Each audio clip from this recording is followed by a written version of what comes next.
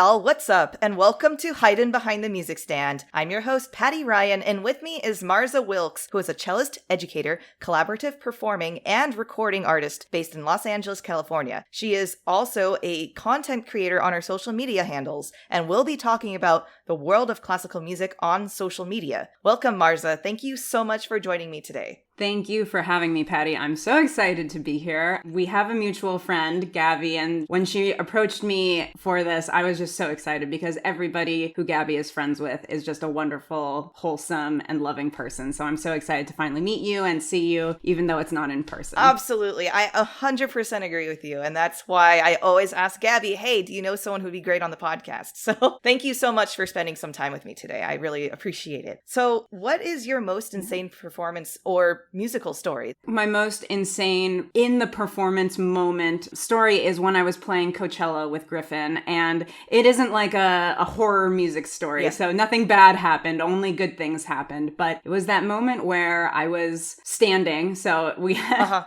like 6 violinists, 2 violists, and 2 cellists, and the cellists were standing. So like I had my end pin as long as it could possibly go. I'm wearing like my non-standard classical musician's black. I'm wearing like my ripped jeans and like my tank top, and we're playing in front of like 30,000 people and the lights are going and the sound is huge, and I just had this type of oh wow moment. I can't believe I get to be here at this moment in time, and there is such an overwhelming feeling of gratitude, happiness, and the adrenaline, of course, and also just, you know, the great feeling of I have friends in the audience and they're seeing this and they're like getting to actually experience my music making, but in a non-traditional sense. Absolutely. Which is something that's very important for me. Yeah, that's so cool that you got to do that. Thanks for sharing that story. Can you tell me about Brody? Of course. Oh my gosh, my little pup Brody. He is an angel and a menace in the same... Aren't they all? In the same little body, in the same 25-pound dumbbells fuzzy body. Yeah. He is a lovely little pup. He's my boyfriend's dog, but I live with my boyfriend, so I've adopted him. Yeah. He's my little fur baby. Yeah. He is a Shih Tzu, or at least that's what we were told. But we're pretty sure he's part bulldog because he's pretty stocky and he's got like the underbite and he's sassy. He has a big personality and he's the most vocal dog I've ever had the pleasure of encountering. So if he's hungry, he'll go rah, rah, rah, rah. Like he has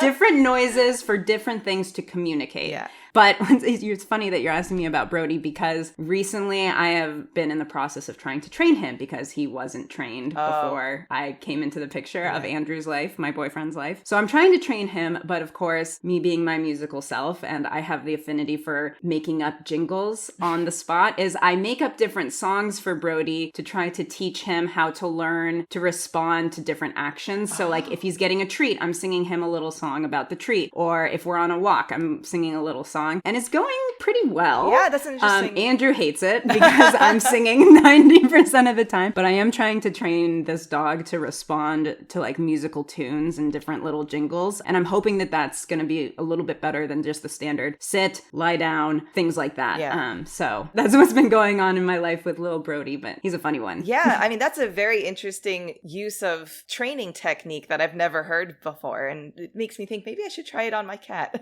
or something, you know? Yeah, why not? Absolutely. They might respond to it more than just speech, you know? And how old is Brody? He just turned 5. We celebrated. We got him a special treat, which he didn't eat. That's another thing. He's not food motivated, which is really frustrating. Yeah. That's another reason why I'm trying to train him via sound versus just with tons of treats, because if it's not the exact type of treat that he likes, he will not eat it. He'll pick it up in his mouth and drop it and look at you like, excuse me, why would you feed me this garbage? Like, not every treat is created equal for him. Interesting. So. Yeah, very, very picky eater. Yeah, no, that's, I mean, and also just to encounter a dog that's not food motivated is an anomaly. Yeah, it's bizarre, but he's spoiled. So maybe that's why he just knows. He's like, I will get fed later.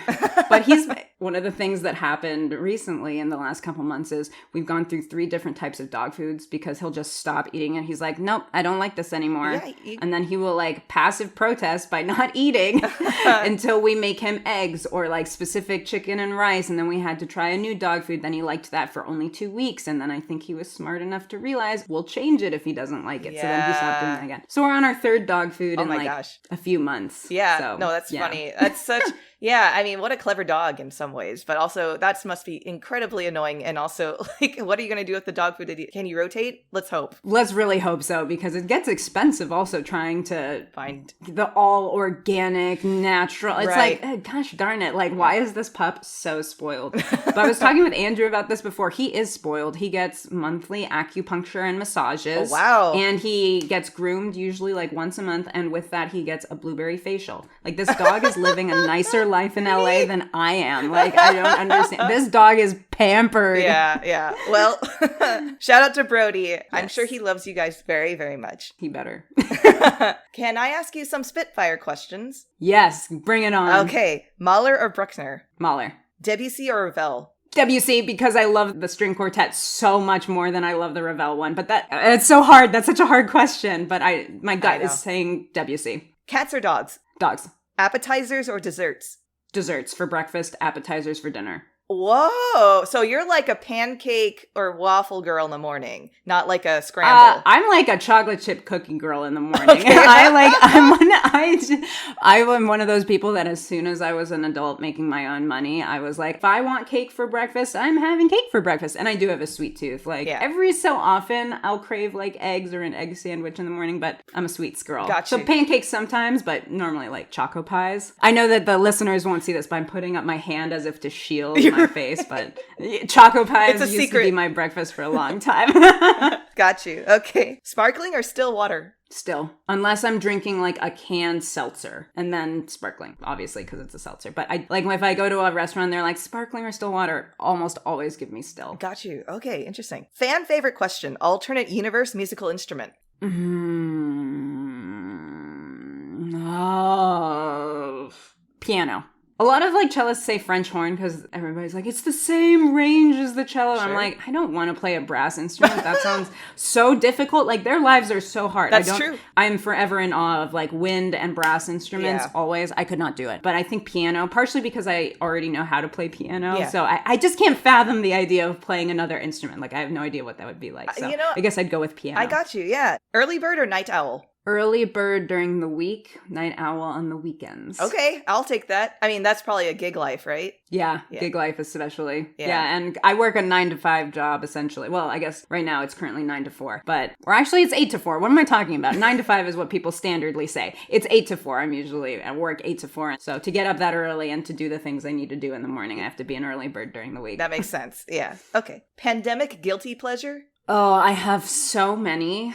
Where to start? The grocery store near me, Sprouts, has these desserts. They're like in a bag and they're coconut rolls, but with dark chocolate. That was like my guilty pleasure snack. As for shows, I have 3 guilty pleasure shows, 2 of which were new to me. The first one is a forever classic that I rewatch once a year at least, which is the first 2 seasons of Flavor of Love with Flava Flav. Oh my God! I don't know why. I love that show. It is hilarious and iconic. And like the children of today do not understand what it was like. Oh my gosh, that's so hilarious. I know. So that was that's like my number one like rewatch. And as for new shows, I finally started watching Pen 15, which is hilarious and so, oh my gosh, I had so many flashbacks back to middle school. I was like, this is so accurate. And then the other show that I watched, Love Island. Oh gosh, wait, the Love Island, the British one, or I've only seen the American one. Okay. So I'm excited to start the British one, but I got really sucked into Love Island. Fun fact, I never watched Tiger King though. That was one. I didn't either. Yes! Unite! Yes, I feel like I like won out on that one. Me but too. Instead, the murder mystery one that I did substitute it with is I watched every single Ted Bundy documentary I could find. Oh my God. So deep in with it. like Zac Efron too, there's that movie. I haven't seen that one yet, but it's next on my list. Yeah, I forget. But all the documentaries, like not the reenactment. I don't know what to call that. Yeah, they're like, I know what you mean. Oh my gosh. I also have this weird, I sometimes listen to My Favorite Murder, which is, one of the most famous murder podcasts.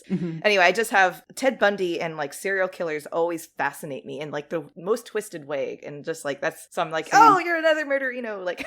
Oh, yes. And I'm sorry, like, I understand how so much technologically has changed, especially for like the police and FBI and whatever. I understand that. But this man was just traveling the country, just doing his thing. I was just like, how did this not get more? I know. I don't know. Yeah. it amazes me. But then I have to remind myself, no, it was a different time. They didn't have the same things. Right. But the other thing that always surprised me in every Ted Bundy documentary is that every single woman was like, he was so handsome and charming. I look at him, I'm like, that man gives me creepy vibes. Totally. Like, anyway, okay, let's move on from Ted Bundy. Okay. Yes, sorry. No, it's okay. Favorite professor shout out? Oh, absolutely. My professor of solfege in undergrad, Paul Meredith Burdick. He is, to this day, one of my favorite teachers I've ever had. Everything I know about solfege, sight singing, and sight reading, essentially, boils down to him. And it was my favorite course in undergrad, especially, was solfege. And I actually became his TA, and I did a bunch of tutoring his students. And not to toot my own horn, but everybody who's tutored with me passed with an A, which was good because a lot of them had failed before. So it's like, yes, I got it. But his teaching philosophy and the way he approached solfege, fixed do solfege specifically. Like, I'm not a movable do solfege kind of girl. Really, I have everything to credit to him. And to this day, I still occasionally email with him, and it's nice to see how he's doing. Yeah. And could you, for the listeners who might not know solfege or the importance of solfege, could you describe both? Sure. So solfege, for those of you that may not know anything about it or maybe know it as much as the sound of music, like do, a deer, a female deer, all of that, I have a very specific way of thinking about solfege. So let me just preface it there. Yeah. Solfege is all about understanding the geography of reading in different clefs and understanding tonality based on what clef you're in. And solfege is the most prominent tool to use for that. So fixed do solfege means that the note C, like just regular C, will forever be do. Right. It doesn't matter what key you're in. It doesn't matter what clef you're in. It's do. And the fact of having note C always be do, note D is always going to be re, is such a more solid foundation to have when you move to reading different clefs. So that when you look at a piece of music in a different clef, you will, no matter what, know where do is. And from do, you're kind of like a spaceship. You're just kind of like floating around, finding where you are, but always coming back to home or to earth, which is do. And it's so much easier to think of it that way than to think of a movable do, which will change in different clefs. And then you have on top of that, because it's movable do, your key is changing. So you don't have a solid foundation of where to begin and start. Right. That's a very abbreviated version. I could talk forever about solfege, but it really helps me. So I can read in almost any clef. Right. So it's just a literacy. You obviously are way more versed in solfege than I am. But I also have perfect pitch, so I kind of cheat that way. But at the same time, it is, perfect pitch is also such a specific realm of us too. It's not everyone universal. Right. So I feel like solfege is like such an important way for so many people to just understand theory and understand construction of sound in at least a equal temperament world, Yeah. Absolutely. I don't know if this is the case for you, but some of the students that I would work with on solfege, those that did have perfect pitch found solfege actually really difficult. Yeah. Like the idea of fixed do solfege, especially, like you're reading in different keys, but yet I don't really know because I don't have perfect pitch. I did find it. I did find it challenging because I just hear key senders. And so the way I think of music is very much in relation to each other and not necessarily on a scalar basis, if that makes sense, right? So I don't know. Yeah, absolutely. I always like to say that, like, especially in oral skills or in theory class, I'd always know the answer and I'd have to construct a way to get to the question, like in a math equation or something like that. Like I always knew the solution, but I didn't know how to get to the first formula or whatever. But I feel like most people go the opposite direction, to start from like, here's solve for X and then you find X. So that's how I felt going through music school. That's so interesting because for me and the way that I learned solfege, or the way that I internalize it, is just like a visual map. So as long as I know where do is, if I see something 2 ledger lines up, I'm up a fifth. Like I just know that, and no matter what, if it's up a fifth from do, it's gonna be sol. Like, so for me, it's just like knowing thirds, fourths, sixths, like the idea of intervals is so different. And I just remember doing drill after drill. Like, for the listeners, I apologize that you're gonna hear me solfege a drill just as an example, but I practiced doing like broken third drill. So do, mi, re, fa, mi, sol, fa, la, all of that over and over again, as well as I did this like really silly accentuated drill. Should I do it? Absolutely. Or is that try it. Yeah. Creepy and weird. Okay. So you start with a tempo, and I'm tapping on the table. I don't know if it'll be heard on the recording, And then you just go rapid fire. Do, re, mi, fa, sol, la, si, do, re, mi, fa, sol, la, si, do, re, mi, fa, sol, la, si, do, re, mi, fa, sol, la, si, do, re, mi, fa, sol, la, si, do, re, mi, fa, sol, la, si, do, re, mi, fa, sol, la, si, do, re, mi, fa, sol, la, si, do. Wow. And the goal is get that as fast as you possibly can. Like do, re, mi, fa, sol, la, si, do, etc. Just so that you get so used to the order and the comfort of always knowing that fa is after me. Yeah. It just moves around. Like it just visually just moves around on the piece of paper. And it's so important for solfege people to understand, for musicians to understand the necessity of the syllables, the solfege syllables to help. Otherwise, it's like you're fishing without a fishing pole. Sure. Yeah. So, no. anyways. Yeah. Thanks for doing that. That segue. I don't think I've ever had a guest speak about solfege yet. So I think it's important to at least air that out. Most inspired musical hero of any genre? Oh. Okay, my musical hero as a child was Rostropovich. Oh. He was everything I wanted to be as a child. I want to be like a Russian angry old man. Like, I don't know if he was actually angry. He always looked angry. Like, that's what I wanted to be. I wanted to be like a Russian person. I was like, to be able to play the cello, I need to have the heaviness of living the life as a Russian man. And it's like, I don't know what that was, but he was everything. Yeah. Like, his playing was everything. And I was actually supposed to have a master class with him when I was a child, but for some reason it ended up getting canceled because either he was feeling sick or something. And to this day, I'm so sad about it because it would have been my only time to have met him before he passed. Yeah. And I mean, there was nothing I could have done, but it was, right. It's just like darn it. I wish. Yeah, it wasn't in the stars. It's not a regret. But for today, I don't know if there's one person, and this might sound really corny, but all of my friends who are doing kind of a similar field as myself, which is content creating and pushing the boundaries of classical music and using classical music as a tool to be able to play other genres of music, seeing my friends succeeding and doing those things, that's what kind of inspires me today. And I think there's no one way to approach anything musically, and so to be able to surround yourself with people who are like-minded,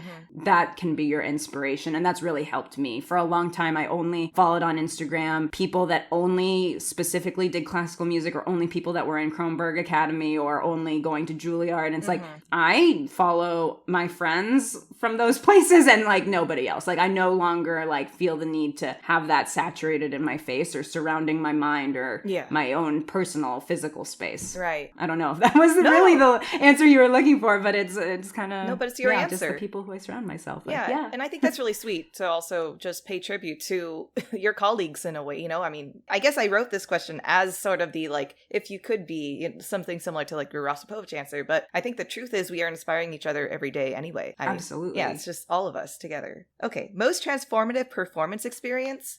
Ooh. Yeah, okay. I have a most transformative performance experience, and it was a bad performance. It was one of my absolute worst performances to this day that, like, I look back on, and for a long time I would regret, but to this day I think, like, okay, no, this was really helpful. There was a lot going on. It was at Juilliard. It was for a collaborative, I hate using the word collaborative pianist because that's just not what they are. They're pianists. Yeah, totally. They're artists. I agree. If I'm correct, I believe it was called, like, collaborative piano recital or whatever, and so I was playing Prokofiev's sonata with a pianist, and it was one of my worst performances ever. I was missing shifts. I was not getting the tone I wanted. I didn't feel that connected to the pianist. It was a terrible feeling walking off of that stage. And it's like, I mean, it's one thing. It's like, yeah, I guess I was kind of embarrassed at the time, like just to have played that way in front of all of my colleagues and stuff. That's embarrassing. But more so, I just felt like I was letting myself down. And I struggled for a long time. Like, why was this performance just so awful? And I really used it as like a learning experience. Like, I knew that piece inside and out. However, I didn't prepare myself for that concert the way that I should have, or the way that I normally do. So it was rushed. Felt like I was running late. I did a really rushed warm-up routine. I didn't center myself. I didn't drink water. For me, I really need a beta blocker before I perform. I didn't get to have a beta blocker. I had left it at home. Like, everything leading up to that concert. Yeah, set up for your failure. Yeah, it set it up for a failure. But the thing is like, I also don't want to come across with the expectation that you need to have a specific routine beforehand. But there are some things that I always do now before I perform, which is I let myself play 20 minutes of scales, you know, just to center my pitch. I like to make sure I take my beta blocker, that I'm well hydrated, but I also use the bathroom before I go on stage because that's very important as well. Yes, it is. And also just like knowing I've got my iPad, I have my backup sheet music, I have my rock stuff. like a checklist of things. Like, yes, I have these things that eases my mind. And like, I really felt like I had to apologize to that pianist for like that concert, but more so it's like, no, like he's well forgotten about it. But for me, it was really transformative to realize, I need to take that time for myself. If that means don't schedule something 3 hours before the concert, that means I don't schedule something 3 hours before the concert, even if it's something that's 20 minutes. So that was a really transformative moment for me as a performer, specifically in classical. It was a horrible feeling walking off that stage, but instead of trying to regret it, I'm always trying to find like, okay, how can I make this a learning experience? And I really try to communicate that to my students as well, especially if they're going for like a college audition. It's travel several days before, 1 or 2 days, one at least. It's worth it to do that. It's worth it to get to this place early. You've already warmed up, but you're going to get another warm up once you get in the practice room, things like that. So I try to translate that to all of my students now to make sure that they can learn from my mistakes. Absolutely. I mean, what I hear, what you're saying is that essentially you prioritize self-care over... I'm trying. Yeah. And I think it's actually really inspiring that you were able to find that, unfortunately, through this experience, but you were able to find that at Juilliard, at school, in a safe environment and early on, rather than something that was much later in an actual more higher pressured career setting and then, maybe lost some contacts with people or something along those lines. You know what I mean? Exactly. Yeah, and I will say, though, it didn't feel like a safe space at the time. And I don't even know if it was. I didn't come to appreciate the moment until like 2 years later. Right. My time at Juilliard, like whatever, Juilliard as an institution, like any conservatory, any music school, there are always going to be things to complain about. Oh, yeah. And I have plenty of of issues with like the administration. But for me, it was at the time that I was there, like I did not feel supported by like my studio mates, except for a couple of them. Yeah. A couple of them were really great, but like it didn't feel like a safe space to have messed up and be able to have like that type of, not even friendship support system, but collegiate support system. I didn't have that, which is why for a long time I kept beating myself up about it. And that's really when I started to get performance anxiety again. I didn't have performance anxiety before that for a long time. And then I started to get it again. And then I became so self-aware of every shift. Like, and that's why now I prioritize technique so much. Yeah. So that I don't ever like let myself have that situation again. Yeah. But at the time it didn't feel like a safe space. But like now, post school being like, I am my own safe space. I don't need to rely on other people for a safe space. That's right. Anyways. That's right. No, I thank you for clarifying that. And I'm really sorry that was your experience. I know it's such a common one Right. I didn't mean to correct you. I just wanted to elaborate on it because like I did find that safe space, but I had to form it for myself. And that's something that nobody teaches you to do in music school. That's right. And I think that's unfortunate in a way because it's a hard process to cultivate for yourself. But at the same time, that's such an invaluable lesson to have. Mm-hmm. And absolutely. Like, that's just part of growing up, I suppose. Anyway, I'll move on.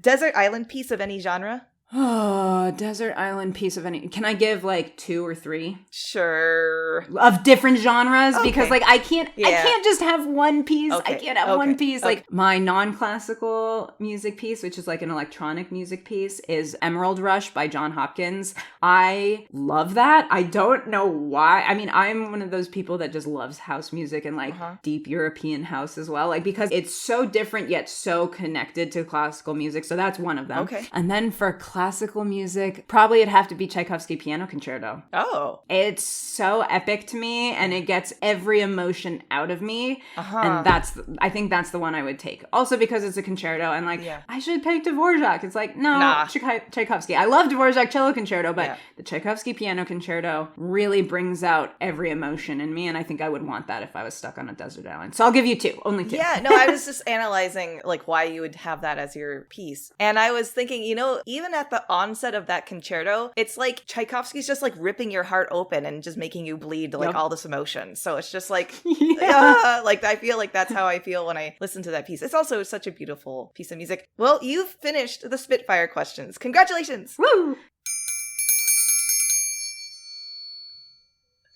I love it. I was going to say, if you have a kazoo, I would pick a kazoo. I do have a kazoo! I do! Let's do the kazoo! Let's do the kazoo! I'm just always really nervous because I'm never sure how to play it. Cool. Yes, I love that! All right. Marza, can you walk me through your musical origin story? How did you begin on cello? When did you decide, hey, this is something that I want to do professionally, and all your education, all the steps into where you are today? Absolutely. I'm going to try to make this not an hour long. Who doesn't love talking about themselves? So let me pare it down. I'll be the first to admit I love talking about myself. So this podcast is a wonderful opportunity for me. No, I was 5 when I started playing the cello. I'm adopted, and my mother always made sure that I had every opportunity I could possibly have. So I tried everything. I tried dance. I tried drama. I tried music. I tried sports. Turns out, really not very good at sports. I remember playing t-ball on the t-ball team, and I missed the ball. Like, how does that happen? How does that happen? So, not for me. My hand-eye coordination, not very good, which I don't understand because I can play the cello. I know it's not hand-eye, but still. Yeah, I know what you mean. Maybe that's why when I, watch my fingerboard for a shift, that's why I miss. Maybe that's why. And then drama, I'm, the worst. If you could see, a bad acting reel, that's me, but times it by 10. So that wasn't for me either. Dance was not for me. I did ballet briefly for half a year, and my parents were like, nope, that's not for her. And I hated it as well. Mm-hmm. And so I started on cello. I was actually supposed to start on violin because my older brother, Moses, he played violin. Mm-hmm. And so I would accompany my mom to his lessons. Mm-hmm. And as I'm sure you know, Patty, beginning violin sounds horrible. It's like... Yeah, totally. Exactly. Yeah. Mixed with the high E string, and every kid wants to play the E string. Yeah. Exactly. I hated it. However, across the hall from the violin room was the cello room, and I heard the most beautiful thing in the world. Mm-hmm. And I told my mom, I want to play that. And so that's how I picked the cello. Yeah. As a child, I was one of those people that had a lot of natural talent. Mm-hmm. And once again, as a child, who doesn't love getting attention? So I realized, oh my gosh, I'm really good at this. That mixed with my mother having me practice a good hour to 2 hours a day as a child. Maybe not when I was 5, but as I was getting older, she always made sure I was practicing. But that's still a lot for, most people are 30 minutes or something at most, if they can. I'm sure it started off that way, but especially in middle school and on, it was minimum 2 hours. And so I just kind of got into it. And my parents were great Suzuki parents without being negative Suzuki parents. There are such extremes in the Suzuki world. I'm a big fan of the Suzuki method, but I know a lot of people aren't. But my mom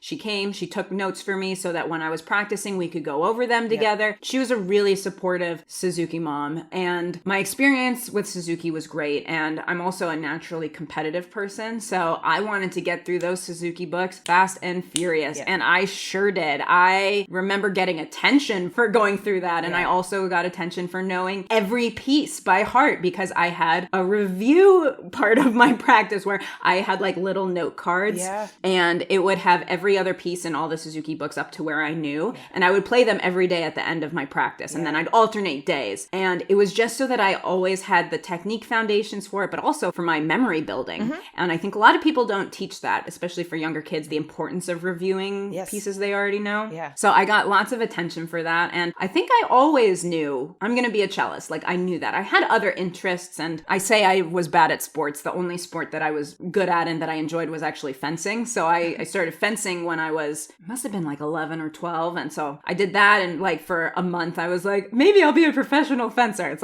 no, that was just not, it wasn't a real professional dream or adult dream to have. So I had little ones in and out, and I knew what my backup career was going to be. Was either going to be interior design, which thank goodness it wasn't because I'm not very good at interior design to these days, but I loved HGTV. Yeah. And then my other one was being an esthetician because I'm one of those people that loves watching blackhead popping videos. I know that's gross, but I'm one of those people. That's okay. So I was okay, my backup career in case I break both my arms irreparably, I'll be an Actually, I couldn't be an esthetician, but I would find something else. Yeah, it was if I can't play the cello again, that's what I would do. Mm-hmm. As I grew up, I always had that mindset of okay, I'm preparing for this. Even as an annoying teenager, and girl teenagers seniors are especially mean, and I apologize to my mother. Like, I was just a total BI star CH. Like, I was a total meanie. I wasn't nice, and I'm really sorry to my mom about that. But anyways, we have a great relationship now. Yeah. But so even in those times, I still knew, like, even though I'm fighting my mom for not wanting to practice, I knew it was what I needed to get to my goal. And I ended up going to New England Conservatory for undergrad, and I studied with Natasha Brovsky, and those first 4 years were my favorite years of studying cello. It was just a phenomenal experience. I had a wonderful time at NEC. I know that a lot of people, especially recently, have been coming out about how they didn't enjoy their time, or they had a really horrible time, or,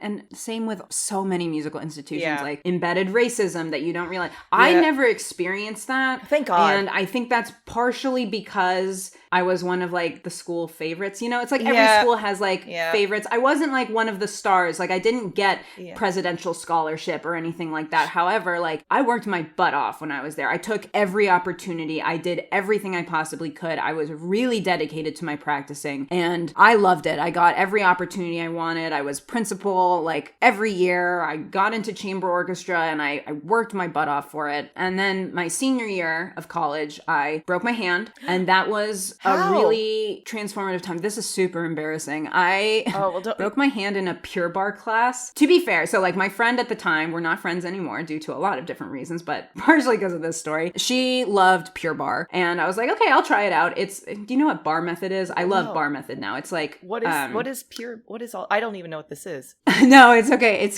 It's lumped into the bar family. So they like to, they've got a ballet bar and different movements based on small muscle movements to help tone and get fit. And I don't really know, because I've never been to a Pure Barre class since. I take bar method now, which I love, but it's more gentle, and it's all about, like, small toning, toning of the muscles through small movements. But I didn't know what Pure Barre was. I went with her to, like, a 6 or 7 a.m. class. So I hadn't eaten anything. I was severely dehydrated. I didn't sleep enough. And I don't even remember the warm-up, but there was a warm-up that was different than what I do for bar method, which is much more gentle. And I just remember feeling so lightheaded, and I was just like, oh my God, I need to get out of here. And as I was walking out of the studio, I fell onto my hand and broke it. I fell in the middle of the class. Yep. And I went out into the lobby afterwards, and my friend just stayed in the class, just stayed doing it. And I was like, that's kind of mean, but whatever, I get it, like, fine. And so I remember when I wasn't woozy headed anymore, I looked down, and I'm showing you, but my middle finger was kind of pointed to the side, and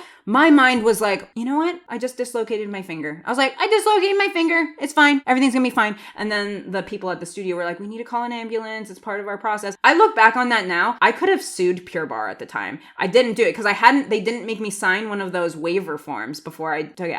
I could have sued them. Yeah. I probably wouldn't have anyways, because that's just a bunch of bad karma that I'm not about. Anyways, and I got to the hospital. I was like, oh, it's just dislocated. And they're like, we need to do an x-ray. And I'm sitting in the hospital. It's like 8 a.m. and I'm thinking to myself, oh my God, I'm going to miss orchestra. I have orchestra at 9. Oh my God, I'm going to be late. What am I going to do? And so I'm freaking out. I don't remember where my phone is. It was just in my pocket. I found it later. And the doctor comes back and says, so your hand is broken and 2 of your metacarpal bones have broken. And I remember I had 3 thoughts, or maybe I had 2 thoughts. I can't even remember. Maybe one was lumped in. And my very first thought was, oh my God, I have to call my mom and tell her what happened. And I don't want to do this because my mom had told me not even 1 week before, don't go running outside. Don't do anything crazy to do anything before your auditions. You've got your grad school auditions. Don't do anything to jeopardize it. And that's exactly what I did. But I didn't think I was. And it just goes to show, like, oh my God, anything can happen. Right. So I had to make that call. And then I was like, oh my God, I have to call the orchestra office. And I don't want to do that. They wrapped me in a pseudo cast, like literally my hand, like it looked like a duck bill because they had to like support my bones. Yeah. But I got really lucky. I had surgery by the end of the week. I didn't have to be in a proper cast, but I did have to have surgery. And I went directly, like not even a week later, into intense physical therapy.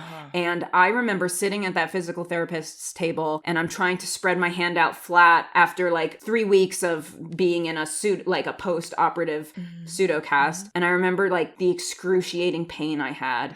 And I don't even remember my physical therapist's name, but she looked me dead in the eye and she said, Marza, if you ever want to play the cello or even hold a softball in your hand again, you have to do this or you will not be able to. Yeah. And I was like, well, I am going to do my exercises. And I did them every single day, 3 times a day, more than probably I should have, but I did. And I broke my hand in February of that year, and I played my senior recital on April 27th. Wow. What the heck? Yes, I did. Wait, so it was... And it's your right hand. To be fair, it was my right hand. Yeah. So it was my bow hand. Yeah. It wasn't the level that I would have been able to play if I hadn't broken my hand, but considering I had healed from a broken hand. That's incredible. Like, I think back to that, I'm like, I don't know how I did it. And like my teacher, Natasha, she was like, you can wait until the fall if you want. I was like, nope, I want to do it. This is what I said I was going to do. I'm doing it. And I did it. Anyways, so that was transformative. But that being said, I didn't get to take auditions in the same way. Right. So I had applied to Colburn, NEC, and Juilliard. Juilliard didn't let me take a late audition. They've got like a bunch of different rules that I still don't really entirely understand. So I was like, I just withdrew my application because you can only apply like a certain amount of times or something. That's right. So I withdrew it so that I could apply later. And Colburn, I still went out and I had a lesson with Clive Greensmith, even though I couldn't play, and we talked, and I ended up getting waitlisted, which I understood because they had to use my pre-screening video as my audition, which I understand. So I got waitlisted at Colburn, which is a shame. That was always my dream school, was Colburn,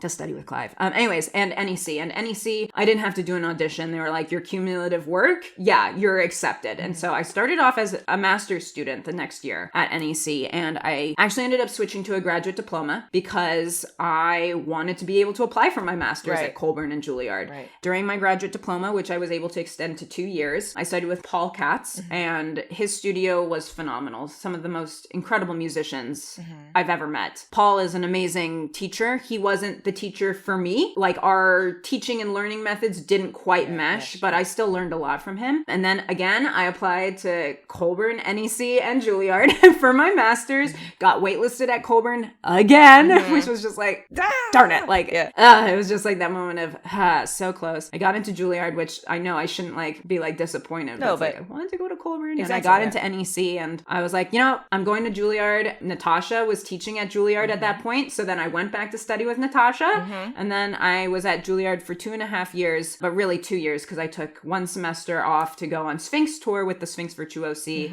came back, finished, and then as soon as I was done with my master's, I was like, I'm moving to LA. I'm moving there. I had a pseudo plan at the time with my then horrible, manipulative, terrible boyfriend, like to move to Maryland. And no, what are you going to do in Maryland? What? Like, oh my God. We broke up, and I was like, great, I'm moving to LA. And then as soon as I got here, I had just a couple friends. I had family here, but just a few friends and acquaintances, and they really helped me out. And I have to give a shout out to my girlfriend, Yasmin. We had never met in person. We only knew each other from Instagram, and she hooked me up with gigs and experiences. And that's just a real leap of faith to take in a person. And I'm so happy that she did, and grateful. So, and that's kind of how I got to where I am now. And then the last 3 years have been kind of a whirlwind with COVID and everything. But yeah, that's how I'm here today. Sorry. I know that was really long, but it wasn't an hour, which is good. Jeez. I mean, what an amazing story. I just am so inspired by your drive just throughout everything, all the process, like even you as a child practicing so much and going in when you're in music school, then your recovery process and how determined you were to like get over that hump and so quickly too. Just like, it's just so inspiring.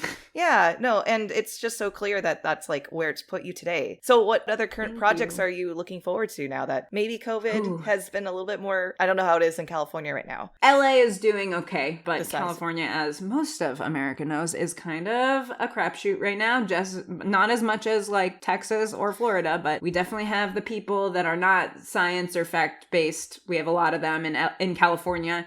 So anyways, current projects I'm excited about are actually like all the projects that I'm waiting to have be released. So literally yesterday, I just wrapped a shoot with Zoya, and she was just absolutely incredible, like an amazing song. And I was there playing cello with my friend Yasmin, which was great. So be on the lookout for Zoya's song Wait, which is coming out. I recently shot a music video with Jensen McCrae for her track Adam's Rib, which is really great. It's all non-classical stuff.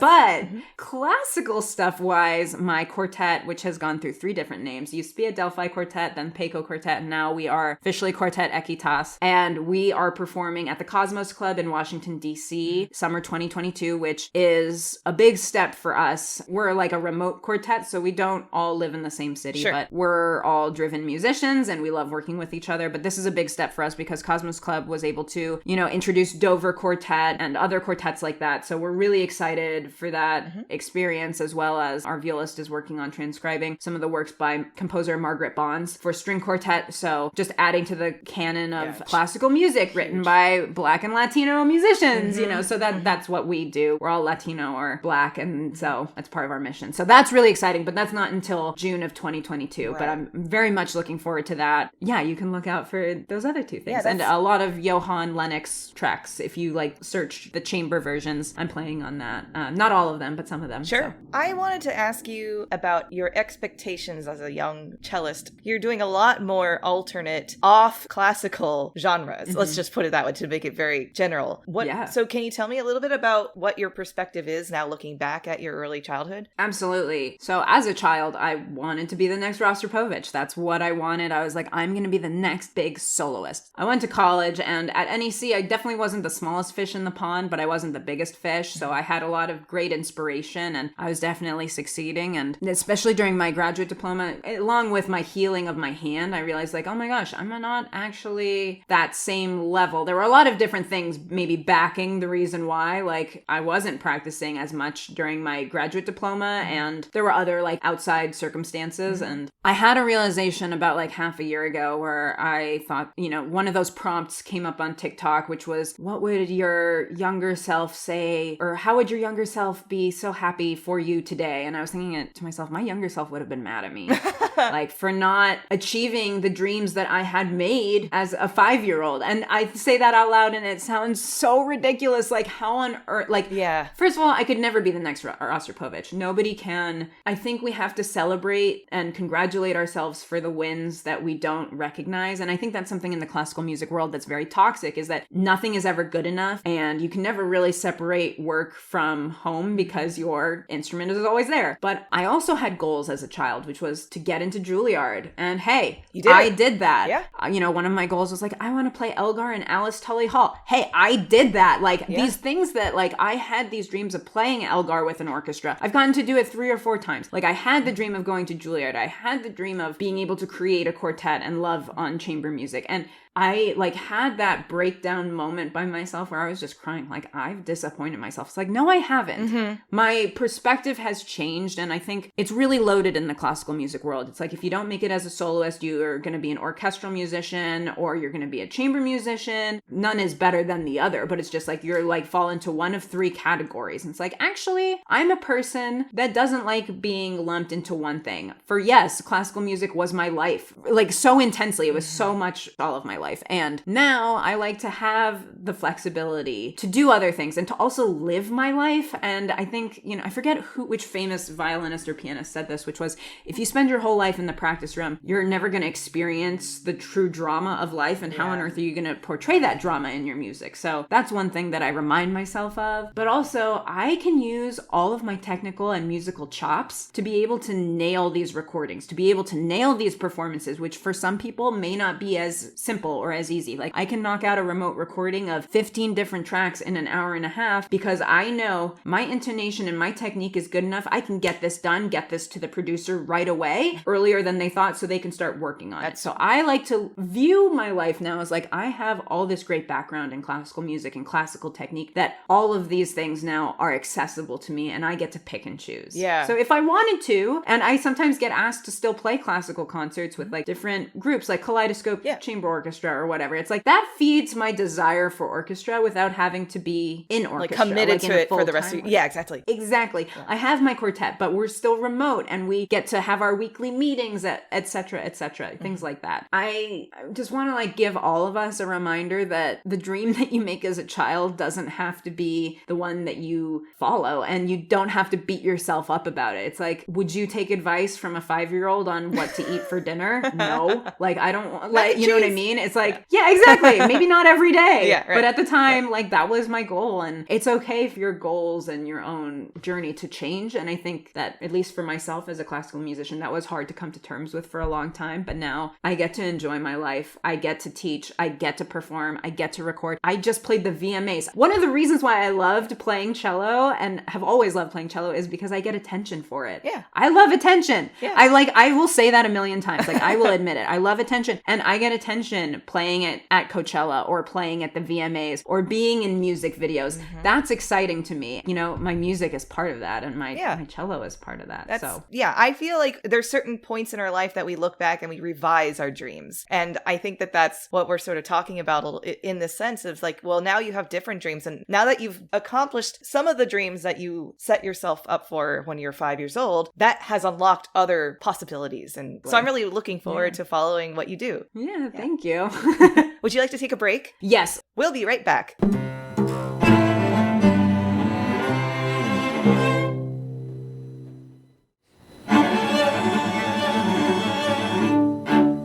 Welcome back from the break. So Marza, how did you get into social media and starting to become a content creator? I have had a roller coaster ride on social media. Well, we grew up in the social media age, you and I, Patty. Yeah. So we really kind of experienced early Facebook as well as the birth of Instagram. MySpace. Exactly. Yeah. Fun fact, I never had MySpace, or what was the other one? Zanga. Never had it. Yes, Zanga. Oh my God, I forgot about that. I know, right? Like, what a throwback. I never had a MySpace or a Zanga. I did get a Facebook, and like any early internet addicted child, I would get so excited when I'd get a notification. And notifications then were so much more exciting. Now we're so saturated with alerts and stuff that it means nothing. But getting into Instagram was really an experience. My friend Katie Alphen, otherwise known as Katie Flute on Instagram, was really starting to make a name for herself on Instagram. And I was like, oh my gosh, this is awesome. So I wanted to get into that, doing the same thing. And I realized I wanted to start getting into it when I was about to move to New York City to start Juilliard. And I remember watching tons of YouTube videos before moving, like all about life in New York City. And I started following all these, we call them lifestyle content creators now. But back in the day, I guess they were still just plain influencers. I don't really know the right terminology. And I got so excited watching them. I was like, yeah, I'm gonna like do this at the same time. This is gonna be awesome. I gained a very small following at first. And then I was approached and I fell to the Siren song trap of what was at the time early fake management / growth automators on social media. So I remember getting an email from this person who I ended up never meeting, but I was like young and impressionable, and they were like, hey, I'm absolutely loving everything you're creating. He used a lot of very detailed language, like your performance of this and this really stuck out to me. I work with a lot of classical musicians who are just starting to create Instagrams and whatever the language was he used at the time. And he's like, I'd love to work with you as well. I was like, oh, that's great. I was like, this is exactly what I want. And we emailed back and forth. We came up with a strategic plan of like, okay, like you're going to post this many times a week and we'll see your growth go. And as it goes, I'm sure it will snowball, etc. I was like, this is perfect. This is exactly what I've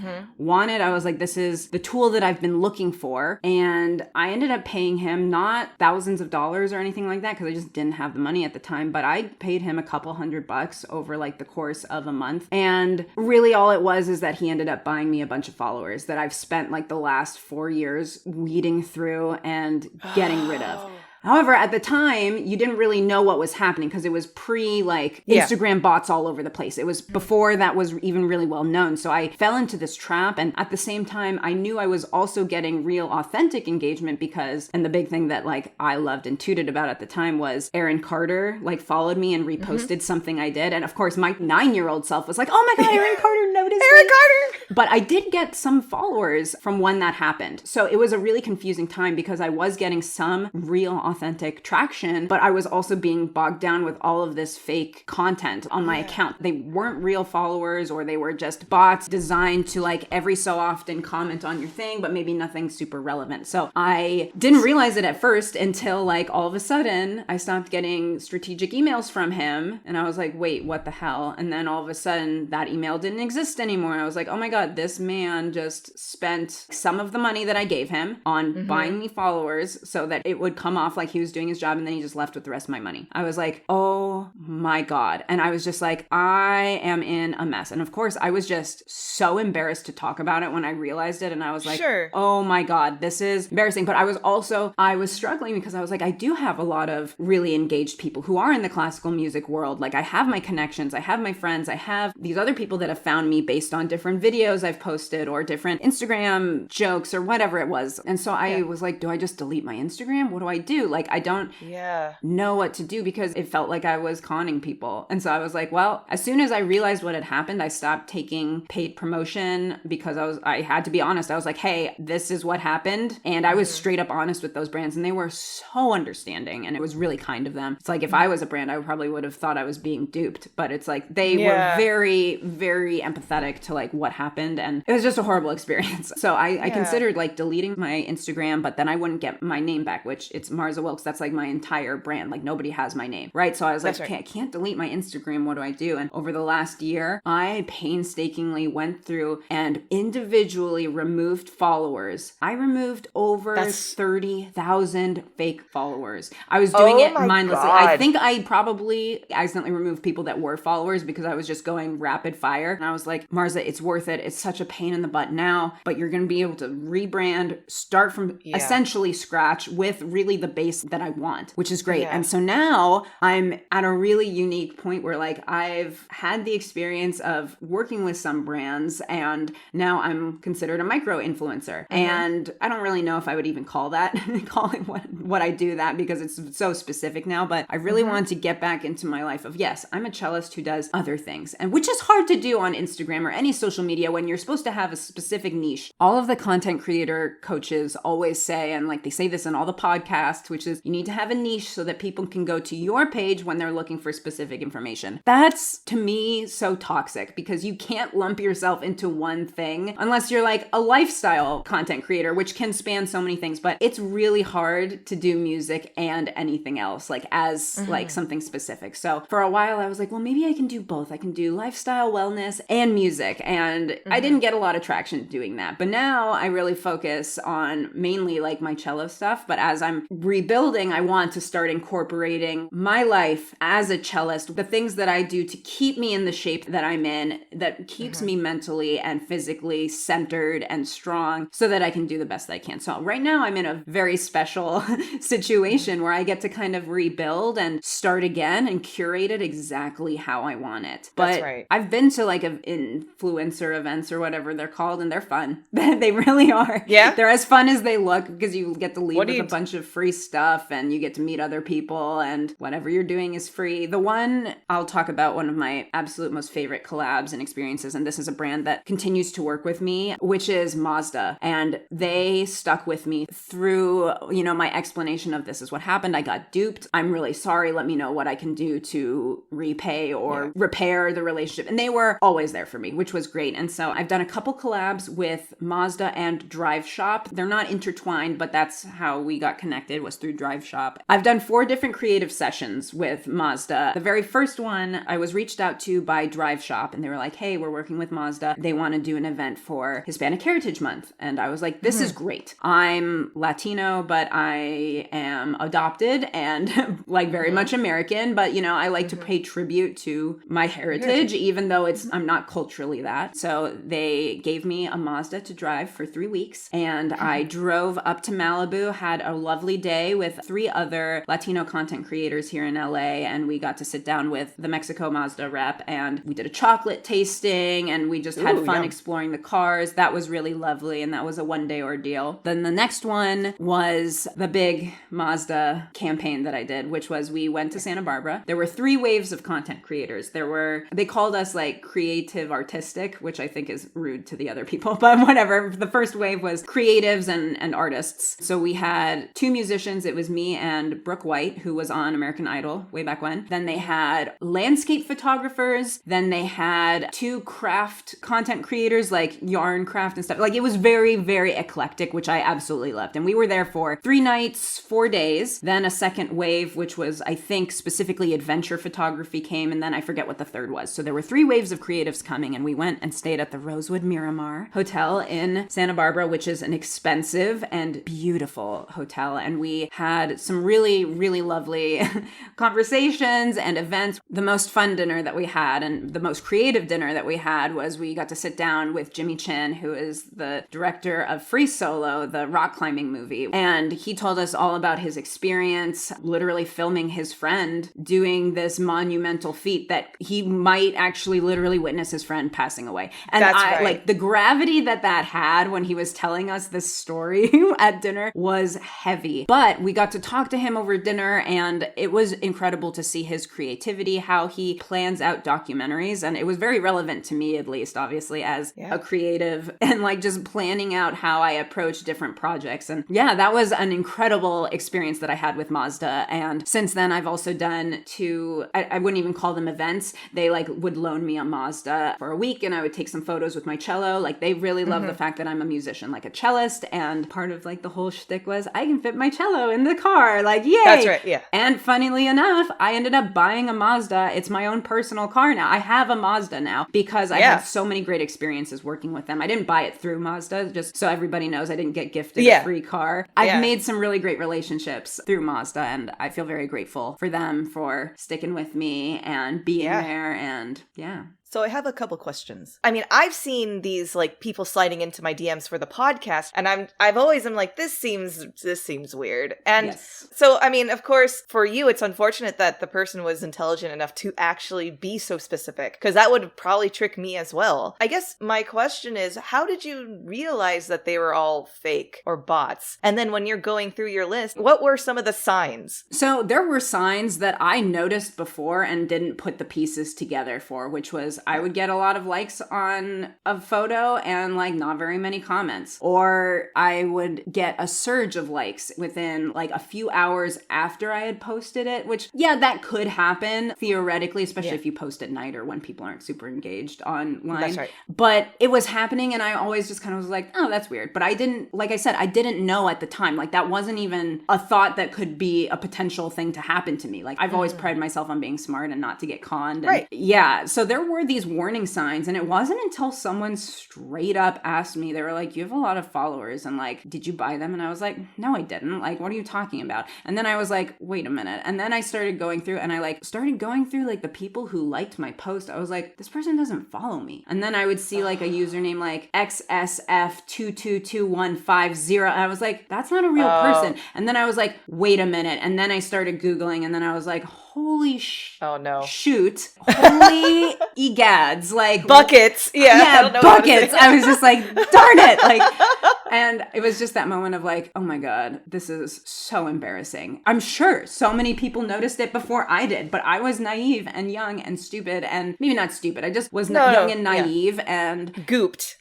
I was duped, and I should have been more aware. I wasn't, and I learned my mistake. It's also so relatable when you start seeing all this, sudden progress and success, and when things like that happen, you almost don't question why they're happening. Exactly. So to me, I totally sympathize with you. I mean, I would never call you stupid. Like, that's just such it's so understandable. And then here's my other question, because I'm just so inept with social media. Why does it matter if they are bots or not? Right. So one, it's just, I'm a firm believer in, especially being on the other end of it now and having experienced that, I truly believe that people who buy followers and likes, it's fraud. It is fraud to lie to brands and say like, hey, I have all of this following, look at all this engagement. And that's why nowadays brands will ask to see, let me see your analytics, which is great because it was a big wave of people buying followers and likes and stuff like that. And brands were losing money. And it's like, if you're working with a big brand, they're not going to lose that much money, but it very much is, you're lying to people. It's fraud, and you can't promise engagement if it's not real. So I see. I'm firmly now on like, obviously on the other side. And that's why I'm like, I tell everybody it's not worth it. And a lot of people, it's like, now it's savvy. Like, people are more savvy now. It's like, we know that those people are out there. They're there to like con you or to steal your money. It's like, at the time though, wasn't even aware of it. So now if anybody asks me, I'm always like, it's not worth it. Don't do it. And plus you're going to find yourself in a pickle. And I am sure that there are legal things happening that most of us don't see between those people. Like, there are people who like buy millions of followers. It's like, there are people out there that are just lying all the time. And luckily for me, that was never that extreme. Obviously, I never had millions of fake followers, but it is fraud. And so, it's important to, especially when you're working with brands, to be truthful, but also you want to build the trust of your audience. And if they can't trust you, why on earth would they follow you? You know what I mean? Yeah. So at least that's how I view it now. That's really insightful. Thanks. Because I mean, I guess it was like, well, it's just numbers, right? But no, it's actually like, again, a trust. There's like it's your brand, it's your reliability, et cetera, et cetera. Right. It's like, if you're not, if your plan is to never work with brands. Fine, I guess. Like, have fun. Like, do it. Like, but then what's the point of doing social media then? Okay, so after you've purged some of these bots and now you're at a place where you're way more stable with your followers and you're starting to rebuild, as you say, what have you added to your arsenal of social media? Well, I created a TikTok. So I created a TikTok during COVID. I remember because my work went remote, and over the summer, or maybe early summer, like in May of 2020, I was like, you know what? I'm going to download TikTok. Let's see what the hype is. And I obviously didn't understand it at all at first. Yeah. And then I was like, I still don't, frankly. Yeah. And I was like, I'm going to utilize this to my advantage. I didn't have a TikTok before. I can rebuild on a brand new app, which is amazing. So I started off, like, I had like a wonderful quote unquote mentor. I don't even know if I would call him a mentor. He's like a friend that we actually met at a campaign way long ago. Like, it was the first campaign I ever did with American Giant. His name is Matt Perret. He had a following on TikTok, like a good like 50,000, or now he has, I think, like 100K or something like that.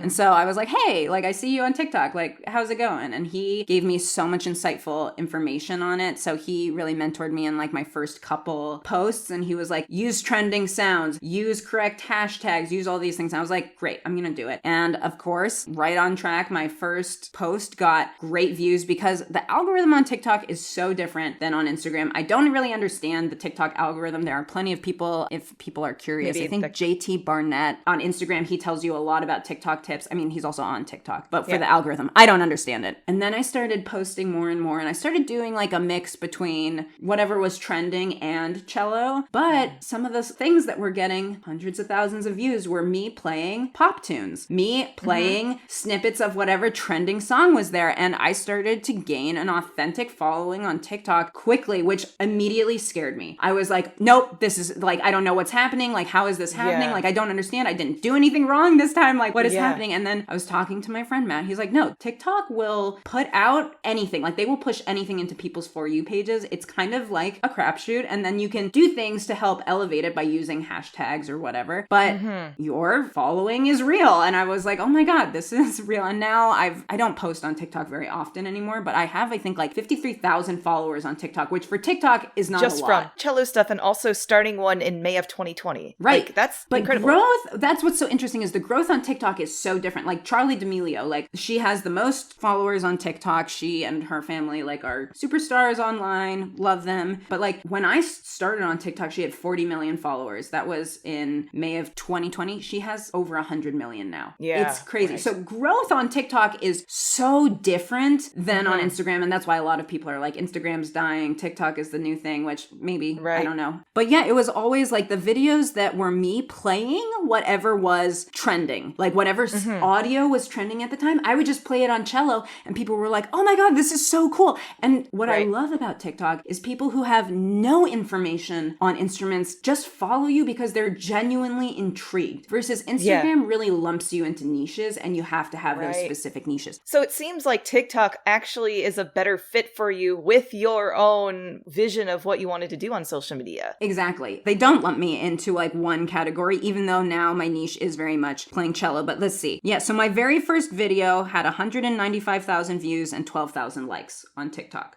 which is like pretty medium. And then my first really big one. Okay, so me playing like the cowboy theme that Bella Porch was doing facial expressions to that went viral. That got 156,000 views and 20,000 likes. And it's just me playing something that technically for me is very easy, but I did it and people loved it. And then, you know, one of the videos that got 250,000 likes is of course me dancing in a bikini. That doesn't surprise anybody. Well, that's a little different. But then after that, I had another video blow up and it has 300,000 views, 33,000 likes. Once again, me playing that silly song that goes M to the beat, M to the beat, M, M, M, M, M to the beat. I was just playing that. People loved it. And then the video that I've had the most success with, or like the most views, I'm not even playing in it. It has almost 700,000 views and it's me like making up a skit about arguing with a wedding planner about rates for a string quartet. And people started, it has 94,000 likes. People from all different life backgrounds, like people who are caterers, people who are artists, they're like, well, you would never ask for a photographer's fee to be $100 an hour. And that got traction. And it's really interesting to see that on TikTok. For all musicians out there, absolutely check out TikTok. Like my friend Catherine, she plays harp. Her username is harpist. And She has nearly 1 million followers by playing covers on the harp. It's a great place to grow as a musician. Now, that being said, will you necessarily get hired for the LA Phil by posting on TikTok? Probably not. However, if you just kind of want the experience of like content creating and having people reacting, check out TikTok. It's really cool. But yeah. No, I mean, well, I feel like you can give any of us in our field a masterclass on harnessing social media. I mean, honestly, I would love to just sit down with you and talk to you about that, but I know we have limited time here. Another time. I'll leave you with this final question. Sure. What is your conception or opinion on the power of social media in classical music? There are so many benefits to social media and classical music, and there are also so many dangers. And I'm going to specifically narrow in on classical music. I'm not even going to start to talk about issues with being like a musician or an artist and body image issues with what's happening. Right. And, you know, there are a million things wrong with social media. I'm not going to focus on those, but specifically on classical music. But I know that our lifestyles as classical musicians are very broad. It's not just the playing, but I'm going to kind of zero in on that. The internet is phenomenal because you can find old videos of Rostropovich playing, or you can find LA Phil concerts, or you can see videos of the Dover Quartet performing. It's a really beautiful artistic place. What's dangerous about the internet is that anybody can post to it. And this is where I really struggle, and it's also why I don't post as often as maybe I could or should. I don't want to put something out there that is misleading to people in any way. And I don't want someone to think a subpar performance of me is something they should reference ever. Mm-hmm. And that's why I struggle a lot with musicians online who, yes, maybe they're a musician, but maybe they shouldn't be teaching. And I'm not saying that to try to drag somebody. It's just maybe that's not your forte. But there are people that will then take their advice or take incorrect advice, and then they're maybe damaging themselves. And so I just kind of want to put out there into the universe of the podcast world as a musician. It's like, if you're studying with a teacher, keep in mind some things won't always work for you, and you have to treat the internet the same way. Maybe some techniques that are being taught to you on the internet are not always the best, and that's fine. And there are so many people out there that are saying like, you need to raise your wrist and do this and then you'll be able to play. It's like, that's not a thing. There are so many other things like involved in becoming a musician or becoming an artist, and you can't boil it down to that. And that's another reason why I hate online courses that musicians sell. Like, you need like a practice plan, or like, here's a guide to play the violin in, and you can buy it for $250 and you'll be able to like play this song. It's like, yeah.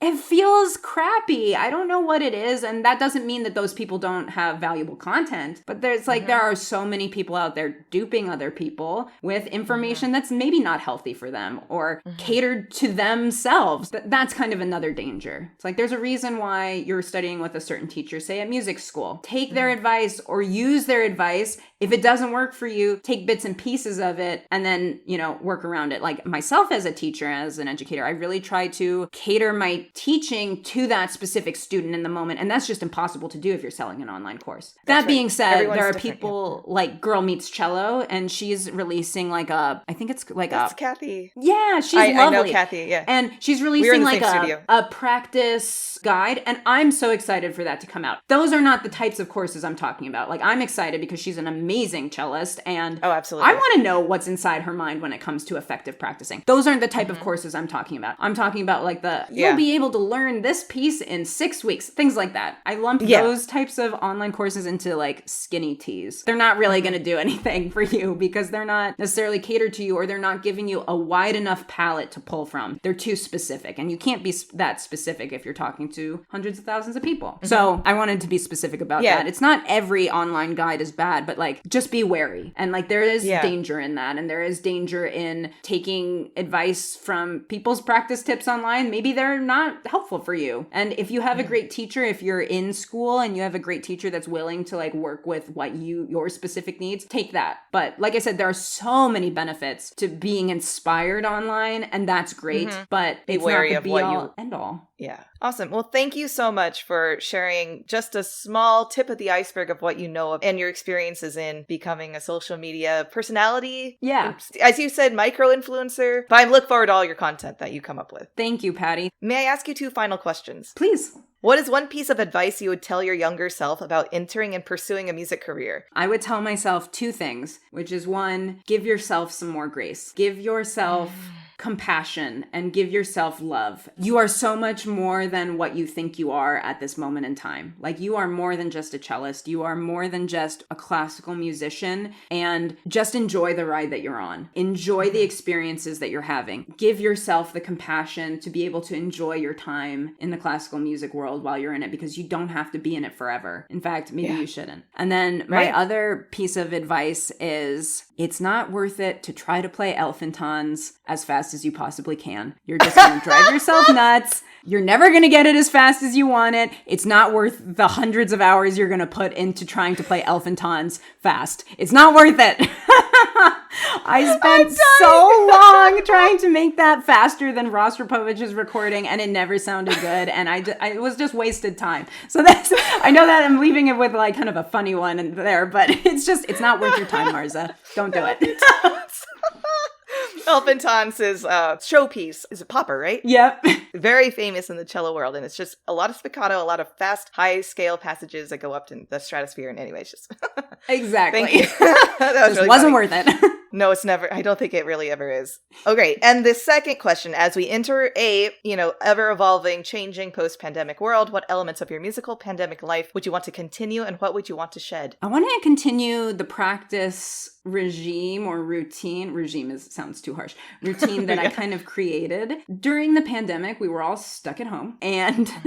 I had a lot of guilt. It's like, my cello is right over there and I'm not playing it right now. But we were forever surrounded by our instruments when we were at home. And I was not motivated to practice. But what got me to start practicing again during the pandemic was make a goal of 20 minutes. Mm-hmm. Guess what? That 20 minutes might turn into 40 minutes. If not, that's okay. I set my alarm for 20 minutes, take a break, get a drink of water, sit down, do another 20 minutes. Take a break, walk around the block, do another 20 minutes. And quickly, time would add up. But not only was I more focused, but I wasn't dreading sitting down at the instrument. I wasn't like, oh my God, I'm going to practice 4 hours. It's like, nope, I'm going to do 20 minutes. I'm going to focus on one thing. And I want to keep that, especially on the days that I'm feeling unmotivated. It's like, okay, I'm just going to set a timer for 20 minutes and let's see what happens. Maybe the thing that I don't want to continue in my musical endeavors coming out of the pandemic is drinking 3 cups of coffee before I practice. I was doing my 20 minutes, but I would be like, okay, caffeine, because I'm going to get it done. No. And then I kind of kept that as life has continued. I'm like, I'm going to have a bunch of caffeine right before I practice. I'm going to be super focused. No, just makes my heart beat faster. And then I maybe you can play Elfintons a little faster. Exactly. I haven't tried, but maybe I will now. And then that'll be the last time I do it. No, I'm just kidding. Yeah. But sorry, just to go back, one more other thing that I would continue to do is practice remote recording at home, because I've been able to get work from what I've been doing, because I was lucky enough that I was able to purchase a mic and stuff during the pandemic. I know a lot of people weren't able to, and you don't have to, just the skill of being able to record yourself and set up and all of that. I'm going to continue that as well. And just, it's fun to do at home, and you can just kind of diddle around on GarageBand or whatever it is. And it's like another place to just be creative without any judgments is when you're recording for yourself. That's a brighter side of looking at recording. Exactly. Yeah. All right, Marza, are there any platforms or websites for listeners to learn more about you and any upcoming projects? Absolutely. You can follow me on both Instagram and TikTok at Marza Wilks, just MarzAWilks. As well, I just want to plug the recent release with the Dallas String Quartet. We played a cover of Billie Eilish's When the Party's Over. Please go listen to that on Spotify. I also was in their music video. You can check it out on YouTube, but give that a listen. It was really fun. And if anybody needs to reach me for anything, marzawilks@gmail.com is my email. Don't worry, it's not my main personal one. So if you're going to send me hate mail, I'm not going to read it, but you can reach out to me if you need me. All right. And if you enjoyed listening, be sure to smash that subscribe button wherever you're tuning in to this podcast. Leave a review on Apple Podcasts while you're at it. It doesn't need to be long. Your review will help others search for the podcast because of its crazy algorithms, and you'll make Sushi's day. And it's free. Make sure to share this podcast with your friends and family as well. If you want to level up, you can always become part of the Haydn Behind Behind the Music Stand family by donating what you will on our Patreon page at patreon.com/Haydn Music Stand. Our social media handle for Facebook, Instagram, and Twitter is at Haydn Music Stand, and we'd love to hear from you at our email haydnmusicstand@gmail.com. Didn't recognize the piece we discussed during the episode? No worries. There's a Spotify playlist with all the music discussed for your convenience. The link is in the description of each episode. And I guess if the Rostropowicz recording of Elfentons is on Spotify, we will add that to the list. Yes. I love it. Yeah, Marza, thank you so much for giving so much of your time and intelligence to the show. And I am so excited for the future of what you do and also hopefully meeting you in person. Yes. Thank you, Patty. I am so enjoyed meeting you like face to face over Zoom and chatting with you. I'm looking forward to many more chat sessions offline and hopefully meeting in person and hanging out with our dear friend Gabby because she's lovely. And thank you everybody who listened, and subscribe to Haydn Music Stand. Do it. Thank you so much, Patty. Thank you. And thanks for listening. Say bye, Sushi.